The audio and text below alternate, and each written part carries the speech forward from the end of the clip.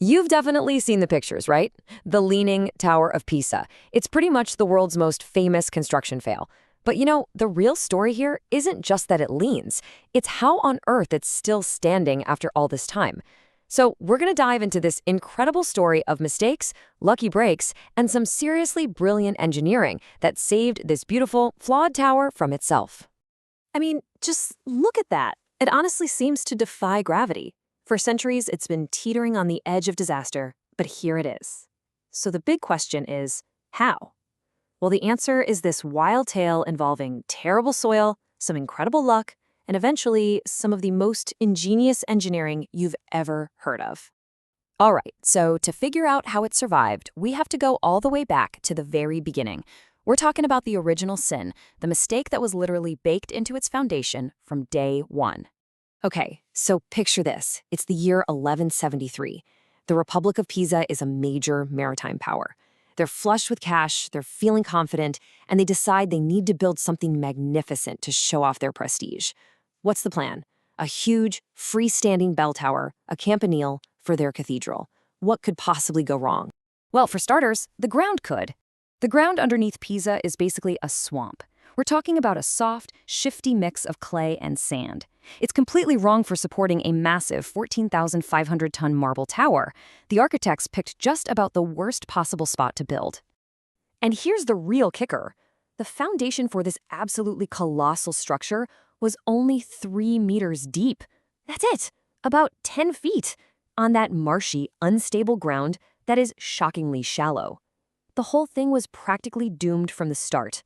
And no surprise, by the time they'd finished just the second floor in 1178, the tower was already sinking. So they stopped construction. But now look really closely at this timeline. See that massive gap? That's nearly 100 years.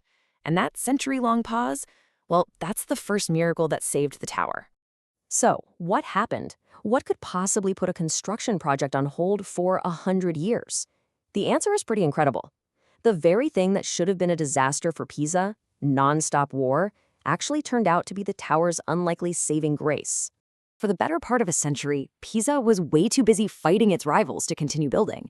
And this long break was a total blessing in disguise. It gave that soft soil underneath just enough time to compress and settle and get a little bit stronger. If they had just kept building, the tower would have collapsed under its own weight almost immediately, no question. So when they finally got back to work, the engineers tried to correct the lean. Their solution? They built the new floors taller on one side to try and straighten it out. But all that really did was add more weight to the weak side, and it locked the tower into its famous curve. That's why it doesn't just lean. It's actually shaped kind of like a banana. For the next 700 years, the lean just slowly but surely got worse and worse. So let's jump forward in time, way forward, to the late 20th century, when the tower was finally pushed to its absolute breaking point. I mean, you can see here just how bad it was getting. By this point, the tilt was no longer just some charming little quirk. Nope, it was a critical threat. The tower was seriously on the verge of toppling over. By 1990, the tower had reached a tilt of 5.5 degrees. Now, that might not sound like a lot, but for a structure this heavy, it was absolutely catastrophic. Engineers were predicting it was only a matter of time before it fell. It was crystal clear. They had to do something, and they had to do it fast. So for the first time in 800 years, the tower was closed to the public. The bells were silenced.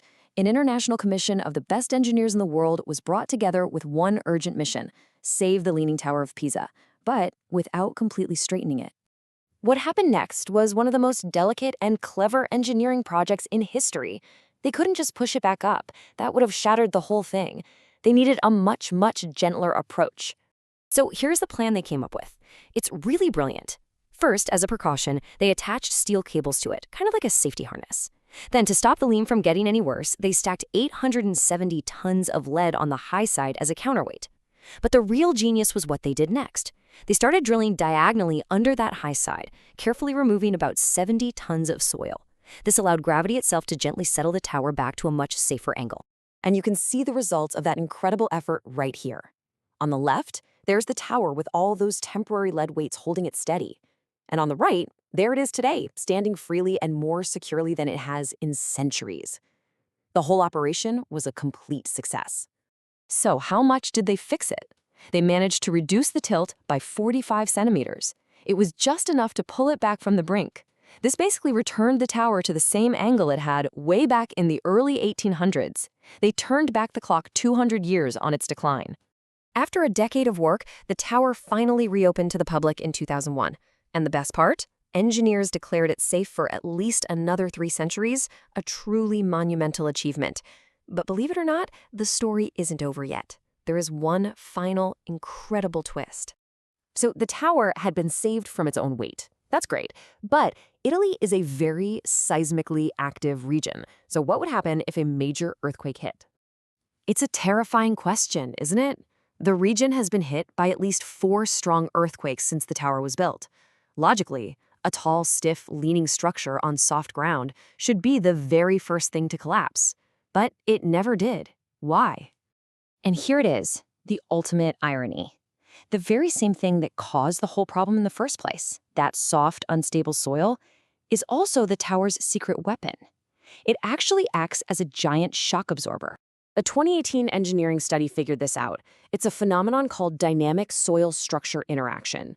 Basically, it means the tower just kind of rides out the tremors. The vibrations from an earthquake can't really resonate through that soft soil and up into the stiff tower. Its biggest flaw is also its shield.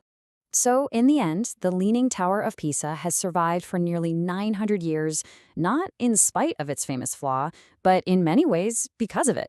It's a perfect monument to imperfection, and it's a pretty good reminder that sometimes our greatest weaknesses can become our most profound strengths.